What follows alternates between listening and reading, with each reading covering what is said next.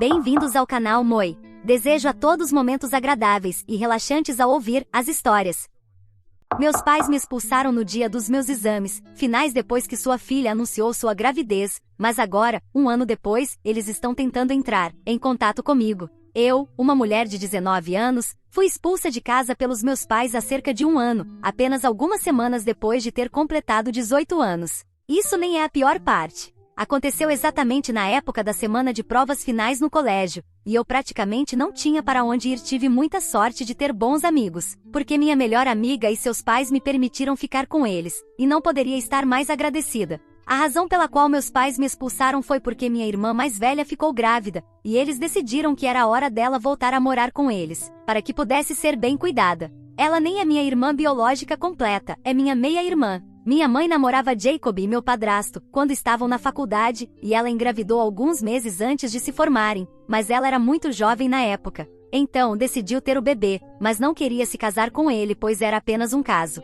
Eles se separaram, mas Jacob ainda queria ser pai, então decidiram compartilhar a criação de Sasha, minha meia-irmã, e continuaram em contato. Quando Sasha tinha 3 anos, minha mãe conheceu meu pai biológico. Eles namoraram por 2 anos e se casaram. Um ano depois do casamento, ela engravidou de mim, e mais uma vez decidiu ter o bebê, mas meu pai não estava pronto e queria interromper a gravidez. Minha mãe não pôde concordar, e acabaram se separando por isso. Depois que meu pai abandonou minha mãe grávida, ela decidiu cortar todos os laços com ele e sua família e se reconciliou com Jacob. Assim, quando eu nasci, meu pai já estava fora do quadro, e fui criada por minha mãe e meu padrasto. Eles se casaram alguns anos depois que o divórcio dela com meu pai foi finalizado. Mas mesmo assim, nunca consegui aceitá-lo como parte da minha família, porque ele nunca me tratou como tal. Acho que a única razão pela qual ele decidiu se reconciliar com minha mãe enquanto ela estava grávida de mim foi porque queria ficar bem com ela. E acho que ainda estava apaixonado por ela. Mas sempre fui um fardo para ele, e ele sempre foi frio comigo desde que eu era pequena, e até Sasha se comportava da mesma forma. Então, embora eu me desse relativamente bem com minha mãe, nunca consegui gostar deles dois, mesmo que tenhamos passado nossas vidas inteiras juntos como uma família. Isso nunca fez diferença para eles. Sempre me trataram como uma estranha, e embora minha mãe sempre tenha afirmado que me ama tanto quanto ama a eles, nunca me senti assim, porque ela nunca reconheceu o quão distantes eles eram de mim. Quando era mais jovem, até tentei me aproximar deles, mas sempre fui rejeitada. Então, quando cresci o suficiente para entender o que estava acontecendo,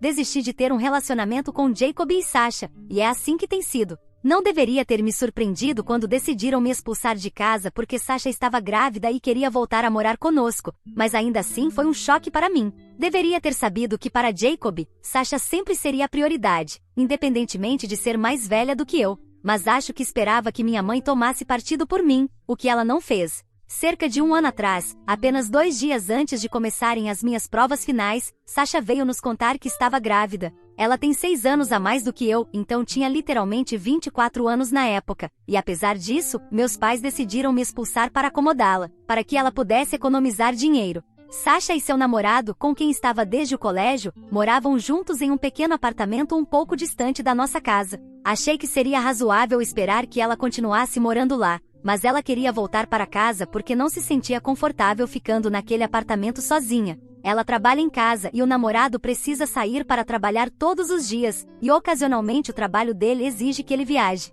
Então ela pensou que enquanto estivesse grávida, seria mais fácil voltar a morar com os pais, assim não precisaria ficar sozinha em nenhum momento. Além disso, economizaria muito dinheiro com o aluguel, já que até o namorado iria morar com ela. Então meus pais decidiram que ela voltaria a morar com eles. Isso ainda teria sido aceitável para mim, mas eles decidiram me dizer que eu teria que sair por alguns meses, já que precisavam de um quarto para ela. Sasha já tinha um quarto em nossa casa, mas depois que ela saiu para a faculdade, Jacob o transformou em um escritório. Meus pais me disseram que ela não podia ficar na sala de estar, então a única opção viável era que eu cedesse meu quarto. Eles me disseram para pensar nisso como um sacrifício pela família. Eu talvez não tivesse ficado tão chateada se essa conversa não tivesse ocorrido exatamente antes do meu primeiro exame. Eu já estava bastante estressada com a preparação para a prova e tinha vários exames nas próximas 2 semanas. Mas tudo que eles se importavam era com Sasha e sua gravidez. Então, bati o pé e disse que não iria a lugar nenhum, porque Sasha nunca foi minha família, ela nunca me tratou como tal, então eu não precisava fazer nenhum sacrifício.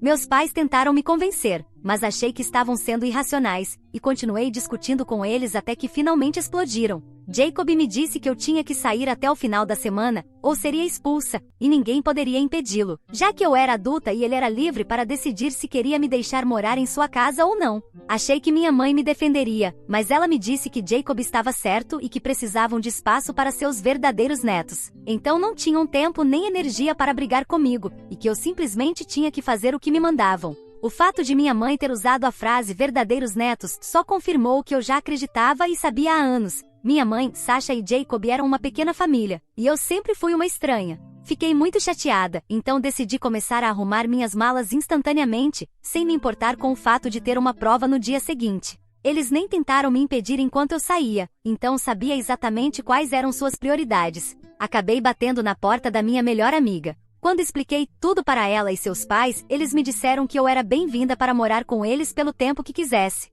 Muitos de vocês podem se perguntar por que eu não procurei algum familiar, mas deixe-me esclarecer, não tenho nenhum parente que conheça. A família de Jacob é como ele, eles não gostam de mim, e sabia que seria inútil procurá-los, porque me ajudar seria a última coisa que fariam. Quanto à família da minha mãe, nunca os conheci. Aparentemente, eles a cortaram de suas vidas quando ela ficou grávida de Sasha, porque queriam que ela se concentrasse em terminar sua graduação e não queriam que ela levasse a gravidez adiante, porque era muito jovem. Mas ela seguiu em frente de qualquer maneira, e desde então ninguém da família falou com ela. Nem sequer estiveram presentes no casamento dela com meu pai, nem quando Sasha ou eu nascemos. Pelo menos foi o que ela me contou, então não pensei que tivesse algum familiar que pudesse me ajudar, e tive que recorrer aos meus amigos. Depois de ser expulsa e começar a morar com minha melhor amiga e sua família, esperava constantemente que minha mãe entrasse em contato comigo. Não tinha expectativas em relação a Jacob ou Sasha, porque sabia que eles nunca se importaram comigo e provavelmente estavam felizes por eu ter saído, já que nunca me encaixei em sua perfeita família.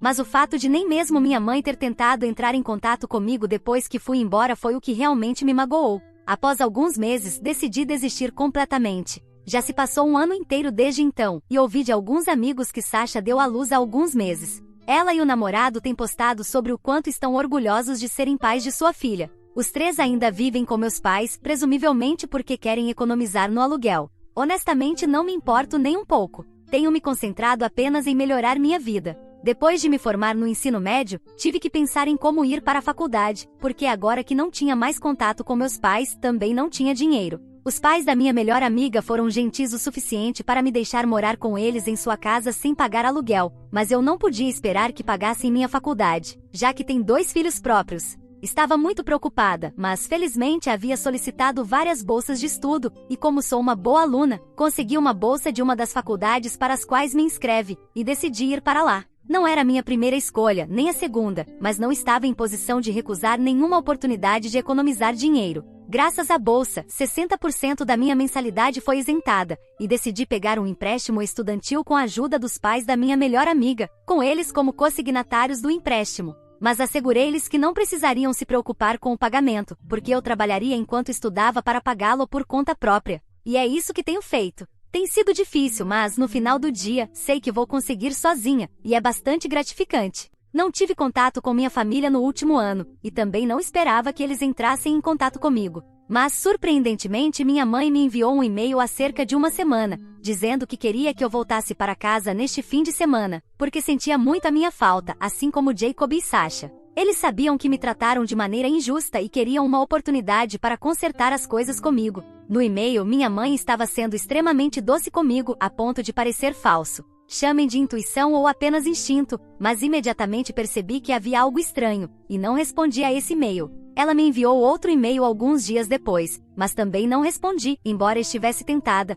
porque realmente queria descobrir o que estava acontecendo. Sabia que havia definitivamente uma razão por trás do comportamento deles, já que era muito improvável que eles tivessem de repente caído em si, um ano após o incidente e estivessem se sentindo culpados de repente. Isso era possível, mas os conheço a vida toda e sei como eles são como pessoas. No entanto, obtive a explicação de que precisava há 2 dias, quando meus avós maternos decidiram entrar em contato comigo. Fiquei surpresa que eles conseguiram encontrar uma maneira de me contatar, pois tenho certeza de que meus pais não lhes deram minhas informações de contato. Eles me disseram que tiveram que perguntar a muita gente, e finalmente, um dos meus amigos do colégio decidiu confiar neles e lhes deu meu número de telefone. Aconteceu que foi minha melhor amiga, e estou tão feliz que ela não me contou nada sobre isso, porque foi uma surpresa muito agradável. Quando me ligaram, foi difícil para mim acreditar que eram realmente eles, porque, como disse, nunca os conheci, nunca os vi, nunca ouvi suas vozes. Fiquei bastante cética no início, mas então fizemos uma chamada de vídeo e eles me mostraram vários álbuns de fotos com minha mãe neles, fotos da infância e adolescência dela, e finalmente acreditei neles.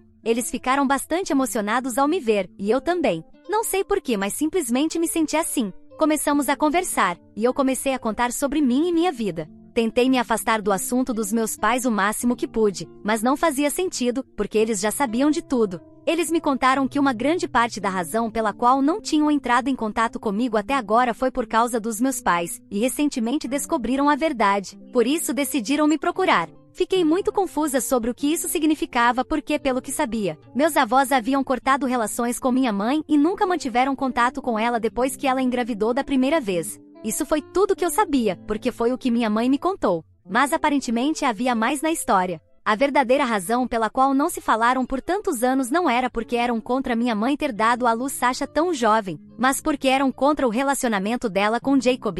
Minha mãe me contou uma série de mentiras sobre seus próprios pais, porque queria preservar a imagem impecável de Jacob. Meus avós foram bastante solidários com a gravidez e disseram a ela que era sua escolha decidir se queria ter o bebê ou não, mas não estavam de acordo com o relacionamento dela com Jacob, porque na época, ele era um viciado muito conhecido. Eles cresceram no mesmo bairro, frequentaram a mesma escola e também estudaram na mesma faculdade. Então meus avós estavam bem cientes do que Jacob fazia desde o colégio e não aprovavam seu relacionamento com minha mãe. Eles deram a ela um ultimato. Estariam prontos para apoiá-la durante a gravidez e até mesmo depois, pois ela precisaria de ajuda financeira, mas com a condição de que ela terminasse com Jacob, porque não queriam que ele a influenciasse negativamente. Depois de pensar muito, minha mãe decidiu terminar com Jacob, porque por mais que ele tentasse, simplesmente não conseguia se endireitar. Acho que foi a melhor decisão para ela, mas acredito que ela começou a ressentir-se deles. Meus avós conseguiram a custódia total de Sasha quando ela nasceu, e Jacob só tinha direito a visitas supervisionadas durante os primeiros anos. Gradualmente, no entanto, ele conseguiu terminar seu curso e ficar limpo, mas meus avós ainda não confiavam plenamente nele e estavam certos, porque ele recaía a cada poucos meses e ainda não era bom para minha mãe ou Sasha. Então, meus avós arranjaram para minha mãe se casar com meu pai biológico, que era filho de um amigo da família. Depois de se verem intermitentemente por alguns anos, minha mãe se casou com ele, porque havia perdido as esperanças de que Jacob algum dia melhorasse. Mas acho que ela nunca conseguiu realmente superar Jacob, porque 1 ano depois do casamento, voltou para ele e começaram um caso. Ela engravidou pela segunda vez e teve que confessar ao meu pai sobre o caso, porque simplesmente não conseguia imaginar uma vida sem Jacob, e agora que estava grávida, teria que contar-lhe a verdade. E foi essa infidelidade que realmente causou o divórcio dela com meu pai e, eventualmente, seu casamento com Jacob. Portanto, tudo que ela me contou sobre meu pai ser contra a ideia de ter-me foi uma grande mentira. Depois que nasci, eles realizaram vários testes de paternidade, e felizmente eu não tinha nada a ver com Jacob. Na verdade, era filha biológica do meu pai, o que foi um grande alívio para mim, porque eu não queria ser filha biológica de Jacob.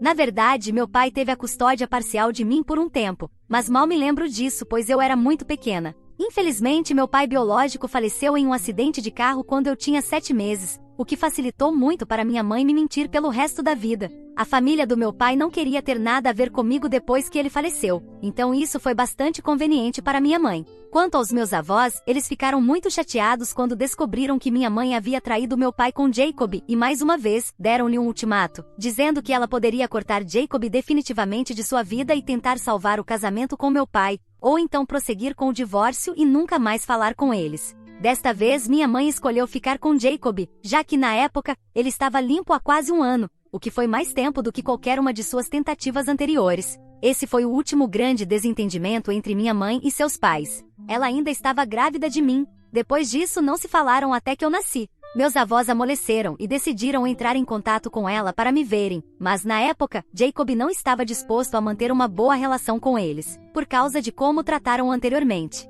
Assim, minha mãe também rejeitou as tentativas de reconciliação deles. Meus avós, no entanto, não desistiram. Continuaram tentando falar com minha mãe a cada poucos meses, mas ela nunca os aceitou de volta em sua vida. Isso durou alguns anos, até que Jacob e minha mãe tiveram dificuldades financeiras e não conseguiram pagar o aluguel. Sem ninguém mais em quem confiar, minha mãe teve que recorrer aos pais, e meus avós decidiram comprar uma casa para ela, para que nunca mais precisasse se preocupar com o aluguel. Meus avós pensaram que esse gesto generoso levaria minha mãe a retomar o contato com eles e que, finalmente, todos poderiam ser uma família feliz. Mas isso não aconteceu. Isso foi há cerca de 6 anos, quando minha família e eu nos mudamos para nossa nova casa, que foi uma grande melhoria em comparação com o apartamento onde morávamos. Sempre me perguntei como meus pais conseguiram pagar uma casa assim, porque parecia bastante cara e estava localizada em um bairro agradável. Minha mãe é recepcionista e Jacob trabalhava em vendas, mas como eu disse, a empresa dele estava passando por dificuldades, e era bastante improvável que eles pudessem pagar uma casa como essa, já que estava muito além do orçamento deles.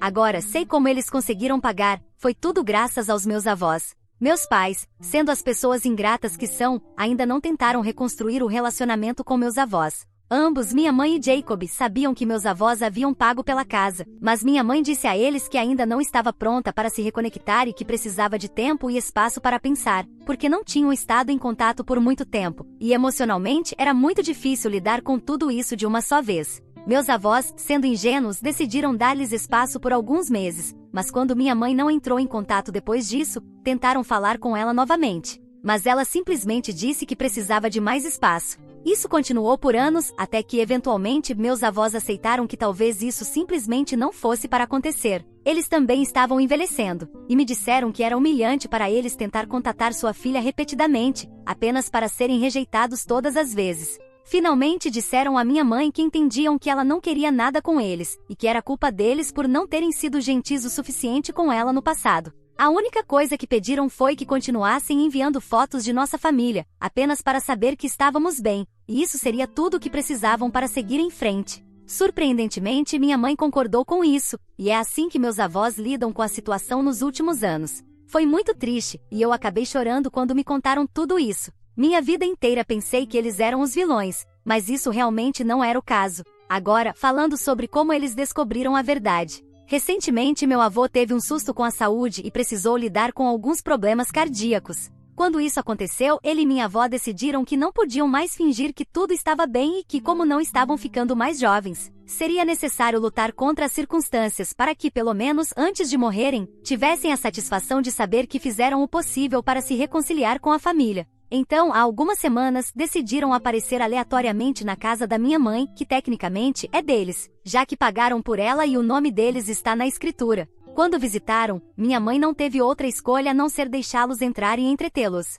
Eles descobriram que agora eram bisavós, já que Sasha havia tido filhos. Mas quando perguntaram por mim, meus pais ficaram muito desconfortáveis e não sabiam o que dizer. Então, disseram que eu estava na faculdade e que provavelmente não era um bom dia para me contatar, porque estava em um estado muito frágil devido aos exames e tal. Eles nem conseguiram inventar um nome falso de faculdade para meus avós, e foi aí que começaram a suspeitar que algo estava errado. Tiveram a sensação de que meus pais haviam cometido algum erro e decidiram falar com nossos vizinhos depois de saírem da casa. E foi assim que descobriram que eu não estava morando com meus pais no último ano, depois de ter sido expulsa por algum motivo. Nossos vizinhos não sabiam exatamente o motivo, mas tinham um filho que estudava comigo, e ele contou aos meus avós que eu estava morando com minha melhor amiga há algum tempo, então talvez eles soubessem de algo. E foi assim que meus avós entraram em contato com minha melhor amiga e, eventualmente, souberam o que havia acontecido comigo. Quando descobriram a verdade, ficaram naturalmente furiosos e disseram à minha mãe que ela precisava desocupar a casa com sua família, porque precisavam de espaço para a única neta verdadeira que tinham.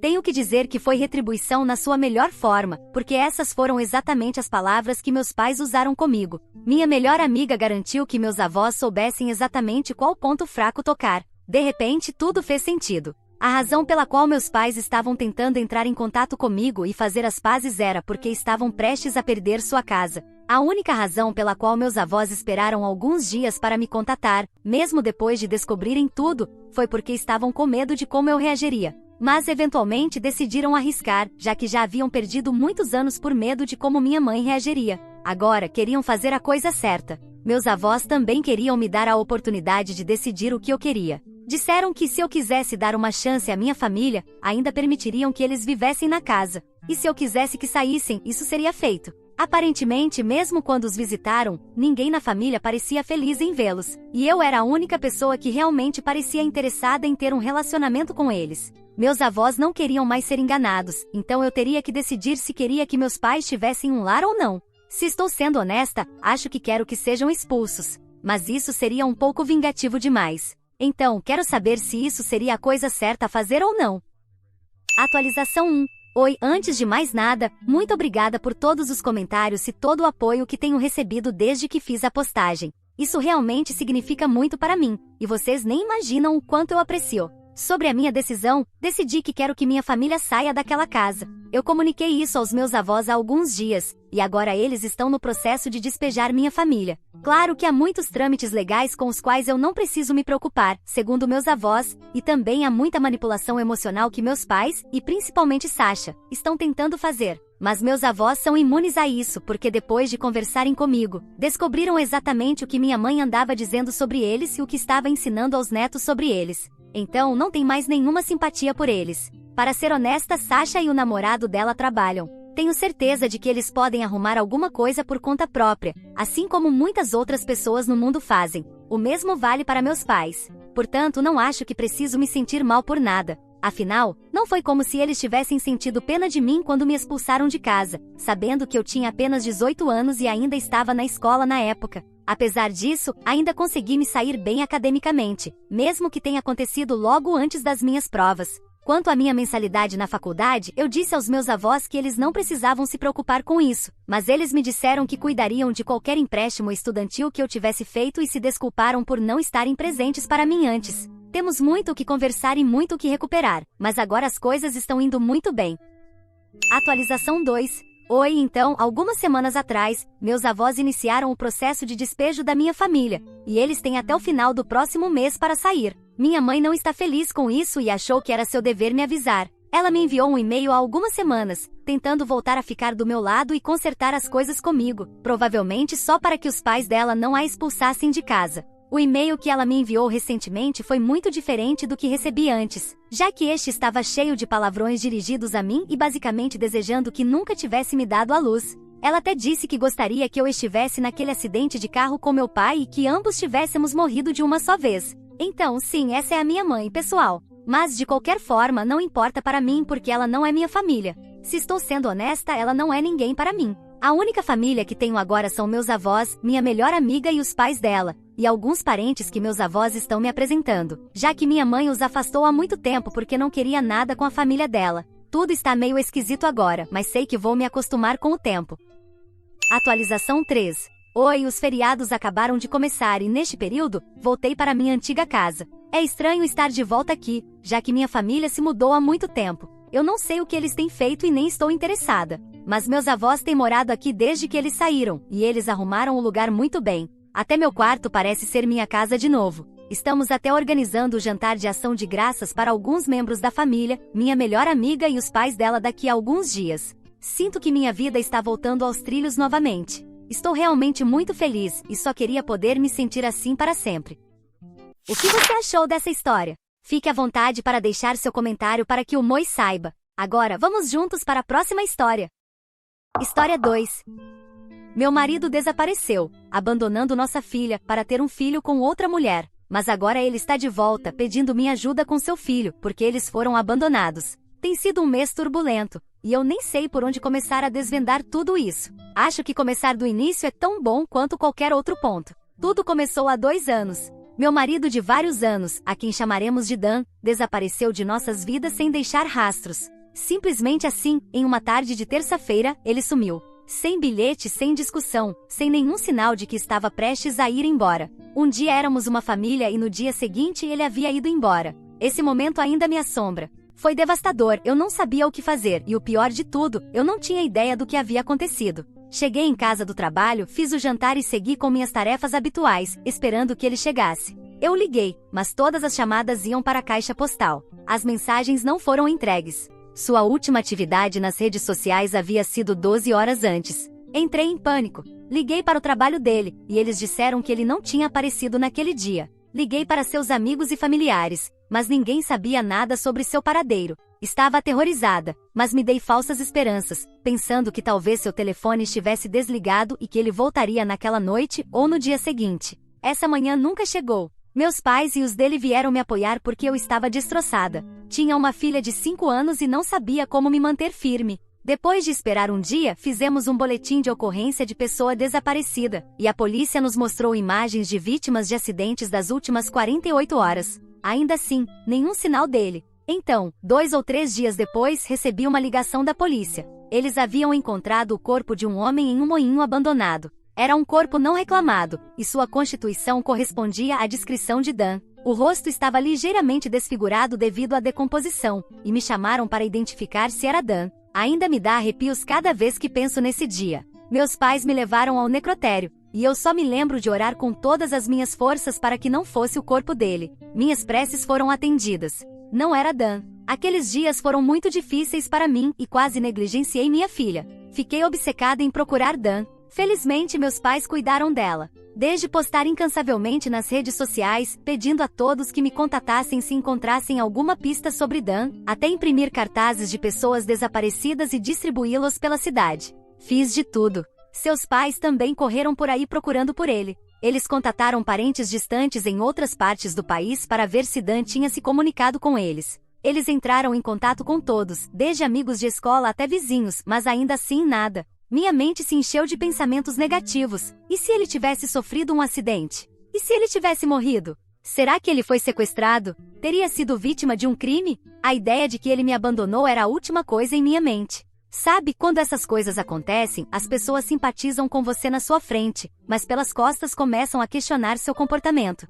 Muitas vezes ouvi comentários como: só Deus sabe o que o levou a tomar uma decisão tão drástica, ou nunca se sabe o que aconteceu entre eles. Embora nenhum desses comentários viesse dos meus entes queridos ou dos pais de Dan, não importava quem os dissesse. Essas observações me levaram a sabotar a mim mesma. Comecei a questionar minha sanidade, a repassar todas as conversas que tive com Dan nos últimos dias em que estivemos juntos. Mas eu não fazia ideia do que poderia ter causado isso. Não havíamos brigado há muito tempo. Eventualmente perdi todas as esperanças. Finalmente aceitei a amarga realidade: Dan não voltaria. Tentei manter tudo sob controle pelo bem de minha filha, mas por dentro eu estava desmoronando. Voltei ao trabalho. Minha empresa foi compreensiva o suficiente para me dar 2 meses de licença, mas depois disso, eles me deram um ultimato: ou eu voltava ou renunciava. Renunciar não era uma opção, porque agora eu era uma mãe solteira com uma menina de 5 anos. Logo tive que deixar a negação de lado e aceitar minha realidade. Foi difícil.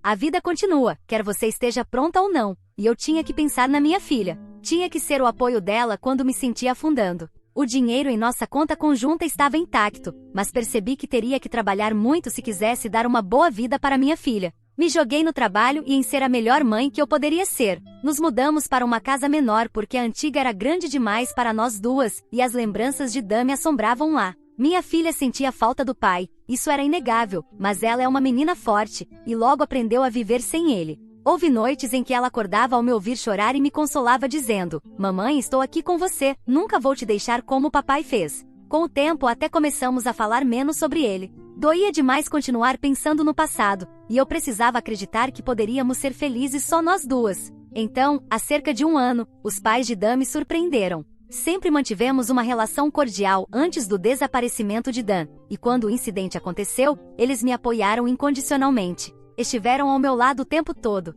Nos visitavam ocasionalmente para ver como estávamos, mas essa visita foi diferente. Estavam tão desolados quanto eu, mas havia algo mais. Eles me disseram que haviam vendido alguns de seus bens, incluindo sua propriedade, e queriam que eu ficasse com aquele dinheiro para criar minha filha. Estavam em lágrimas, dizendo que era o mínimo que podiam fazer por nós. Isso me fez chorar também. Dan era filho deles, e só Deus sabe como estavam aguentando aquela altura da vida. Eu não queria aceitar no início e disse a eles que deveriam guardar o dinheiro para o futuro deles, já que o filho deles não estaria presente para cuidar deles na velhice. Mas eles insistiram. Disseram que tinham seguros, dinheiro e economias que durariam a vida toda. Ainda assim, eu não me sentia bem aceitando, mas estava lutando financeiramente, e o futuro de minha filha era minha prioridade. Aceitei mais por ela do que por mim. Esse dinheiro mudou nossas vidas. Pude comprar uma casa, economizar para a faculdade dela e, finalmente, respirar sem me preocupar se conseguiríamos chegar ao fim do mês. Isso nos deu segurança, e serei eternamente grata a eles.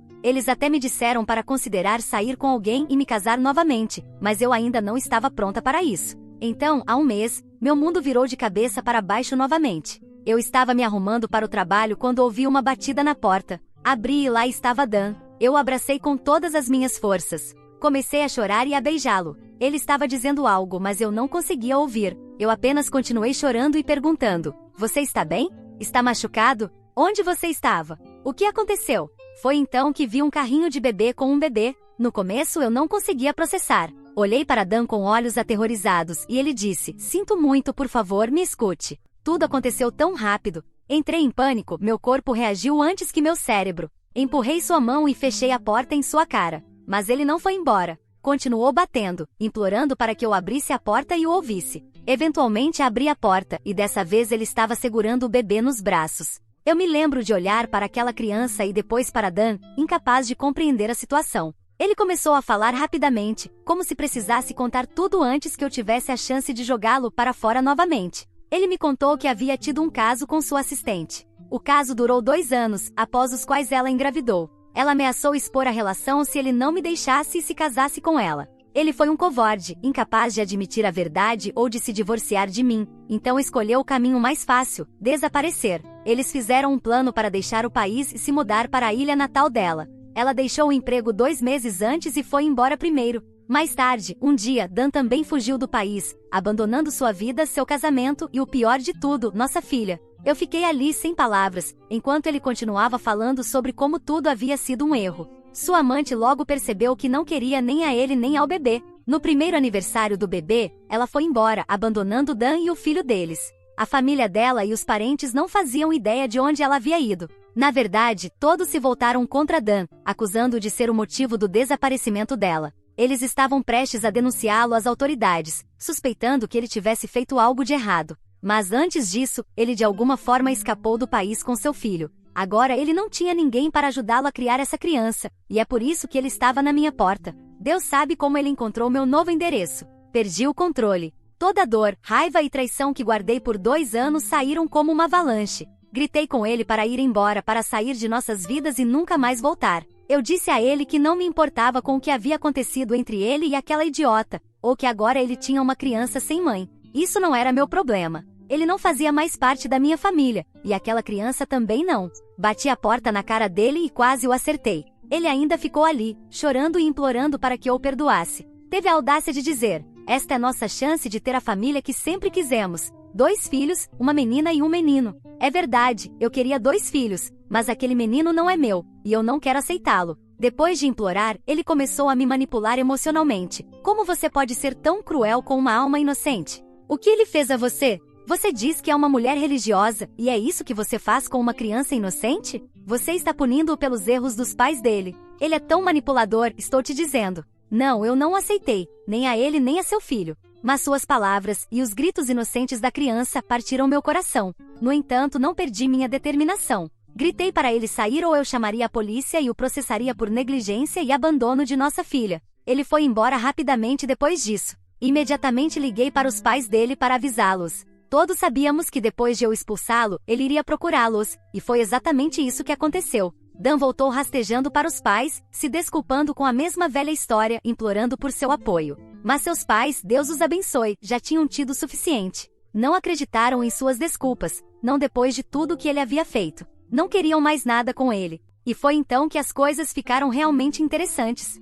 Dan estava desesperado e sem dinheiro. Ele pediu aos pais sua parte da herança da família. O avô de Dan havia deixado propriedades, as mesmas que eles venderam para me dar aquela quantia de dinheiro. Dan estava contando com essa herança para reconstruir sua vida. Quando os pais dele lhe disseram a verdade, que haviam dado dinheiro para mim, para o futuro de nossa filha, Dan perdeu o controle. Ele ficou louco, exigindo como eles puderam ser tão tolos a ponto de entregar a herança para mim. Ele pediu que recuperassem o dinheiro, mas eles se recusaram. Disseram que o dinheiro havia sido dado à herdeira legítima, que é minha filha. Depois de perder essa batalha, ele voltou à minha porta, exigindo que eu devolvesse o dinheiro. No início me recusei, dizendo que foram os pais dele que me deram o dinheiro para o futuro de nossa filha, e que eu não o devolveria. Mas agora ele começou a mexer com minha mente, me acusando de manipular seus pais e de usar minha filha para explorá-los financeiramente. Eu sou uma pessoa com dignidade, e não posso tolerar essas acusações. Quero jogar o dinheiro na cara dele e tirá-lo de nossas vidas para sempre. Mas então penso na minha realidade. Garantir o futuro de minha filha é mais importante do que provar que sou uma santa. O que você acha que é a melhor coisa a fazer? Atualização 1. Você está certa, eu estava pensando demais. Os pais de Dan me deram o dinheiro de livre e espontânea vontade. Eu não pedi a eles. Sei que Dan e outros não vão acreditar nisso, mas isso não muda a verdade, e eu não deveria me preocupar com o que Dan pensa de mim ou pelo que ele está passando. O que ele fez foi um pecado grave, e ele merece o que está acontecendo com ele. Você consegue imaginar a audácia? Ele nos abandonou por anos, depois apareceu com um bebê fruto de um caso e me pediu para criá-lo como se fosse meu. A pior parte é que ele exigiu o dinheiro que os pais dele me deram para garantir o futuro de nossa filha. Ele deveria estar orgulhoso de que seus pais assumiram a responsabilidade por nossa filha em sua ausência, mas ele só se importava com o próprio bem-estar. Muitos de vocês comentaram perguntando por que eu não o denunciei por abandono. Bem, antes de ele aparecer, nem sabíamos se ele estava vivo. Ele ainda constava na lista de pessoas desaparecidas. E quando ele voltou foi um momento tão vulnerável para mim que eu mal conseguia pensar direito. Além disso, eu não queria me envolver em problemas legais.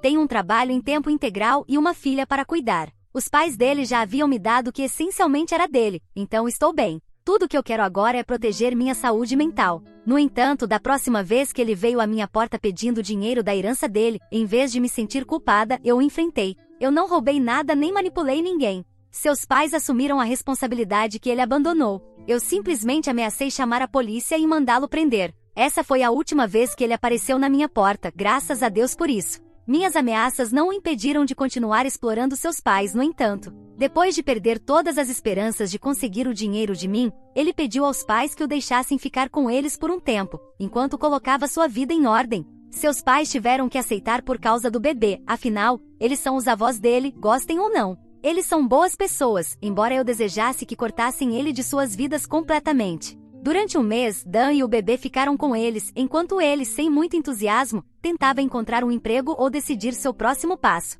Mas surpresa, surpresa, depois de cerca de um mês, Dan desapareceu novamente. Ele simplesmente deixou uma carta para os pais que basicamente dizia: já que vocês deram minha herança para o futuro da minha filha, a responsabilidade de criar meu filho agora está nas suas mãos.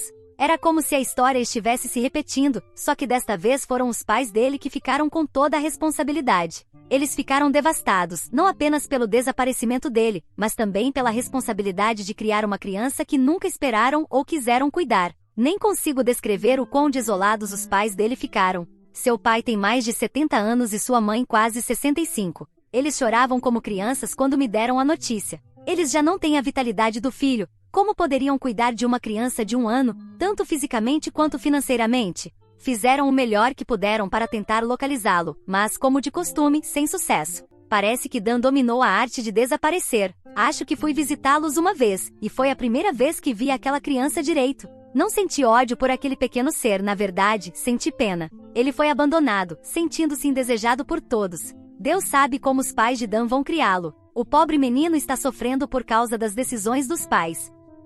Atualização 2. Dizem que você pode enganar alguém uma vez, mas não sempre. Quando Dan desapareceu pela primeira vez, nos deixou cheios de dúvidas. A principal preocupação era sua segurança. Mas quando ele fez isso pela segunda vez, sabíamos exatamente o que ele havia feito. Como mencionei, seus pais tiveram muitas dificuldades para criar o filho dele. Então procuraram ajuda de grupos sociais e começaram a circular a foto da criança para procurar a mãe dele em seu país de origem. Tínhamos a sensação de que ela estava lá, e isso acabou sendo verdade. Depois de 2 ou 3 meses circulando mensagens em todas as plataformas e grupos sociais, a amante de Dan apareceu para pegar o filho de volta. Uma coisa a mais veio à tona: Dan nunca se casou com ela. De acordo com as leis da ilha dela, não se pode casar durante a gravidez. Depois de abandonar seu filho com Dan, ela aparentemente colocou sua vida nos eixos e se estabeleceu em um novo lugar, longe de Dan e de seu passado caótico. Mas quando soube que Dan havia deixado seu filho à mercê dos pais dele, ela finalmente voltou para buscá-lo.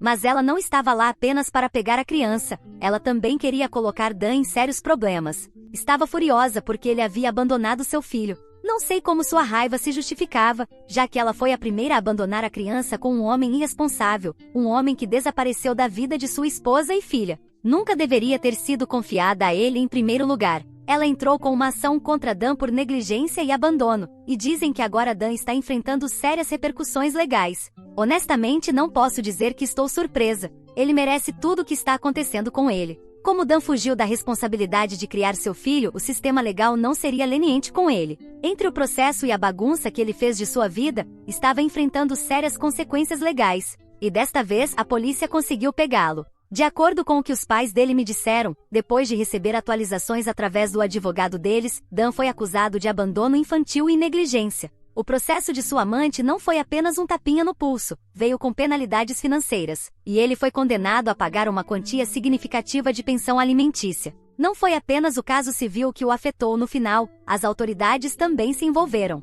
Ele estava enfrentando acusações por ter abandonado seu filho e nem sequer cumprir os requisitos básicos da paternidade. Esses tipos de problemas legais trazem sérias consequências, especialmente quando o tribunal vê um padrão de negligência. Como Dan já havia esgotado suas economias e não contava mais com o apoio dos pais, que estavam fartos dele, sua situação financeira estava em ruínas. Não havia mais herança para depender, e após as audiências judiciais, ele nem conseguiu encontrar um emprego estável. As dívidas legais crescentes, juntamente com os pagamentos de pensão alimentícia que agora devia, o afundaram na miséria financeira. Quanto a mim e minha filha, estamos bem. Minha filha nem quer ver o pai. Ela me viu chorar a noite toda, depois o pai aparecer na porta e me xingar por aceitar o dinheiro. Na verdade, ela tem medo dele. Prometi a ela que não o deixaria se aproximar de nós novamente. Ela se adaptou à vida sem o pai e está prosperando. Tenho orgulho da vida que construí para nós, e não deixarei que ele ou seu drama estraguem isso novamente. Às vezes penso no pequeno, o filho de Dan.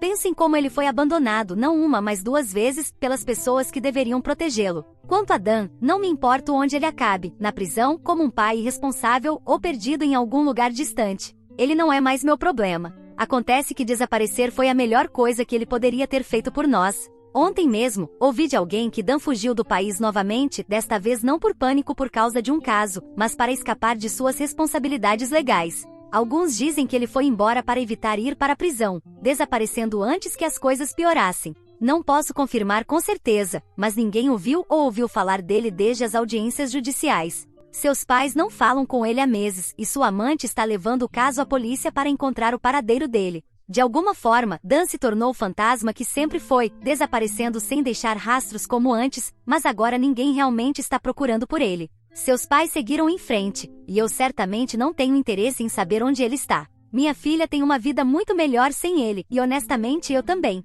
O que quer que aconteça com ele de agora em diante, já não é mais meu problema. Edith, algumas pessoas estão perguntando por que eu não o processei. Bem, para começar, o dinheiro que seus pais me deixaram parecia justo. Em segundo lugar, porque eu não sei onde ele está agora, então não sei como o processo legal funcionaria nesse caso.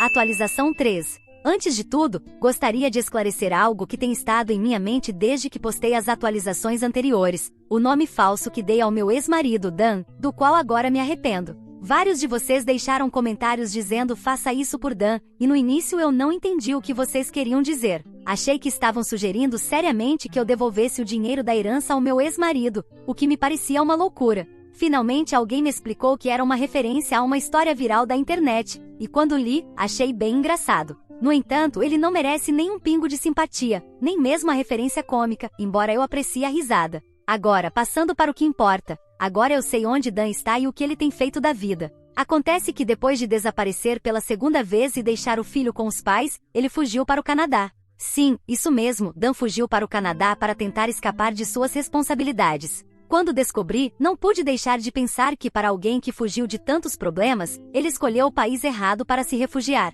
Por quê? Porque o Canadá tem acordos com os Estados Unidos sobre a execução de pensão alimentícia, e foi exatamente isso que Dan tentou evitar quando foi embora. Lembre-se de que a mãe de seu filho o havia processado por não cumprir sua responsabilidade como pai, e embora no início parecesse que ele poderia escapar das consequências legais, esse não foi o caso, pelo menos não por muito tempo. Vários de vocês recomendaram nos comentários que eu tentasse descobrir em que país Dan estava e ver se eu tinha um caso contra ele para exigir pensão alimentícia para nossa filha. Bem, agora sei que tenho. Ao descobrir que ele está no Canadá, decidi agir rapidamente e abrir um processo para obrigá-lo a pagar o sustento que nunca deu. Não estou apenas processando pelos anos em que ele não contribuiu com nada, mas também estou buscando que ele pague até que nossa filha complete 18 anos. Algumas pessoas me perguntam se eu realmente preciso desse dinheiro, dado que meus sogros me deram uma quantia considerável para o futuro de nossa filha. Felizmente não dependemos do dinheiro de Dan para sobreviver, mas isso não significa que ele possa continuar fugindo de sua responsabilidade.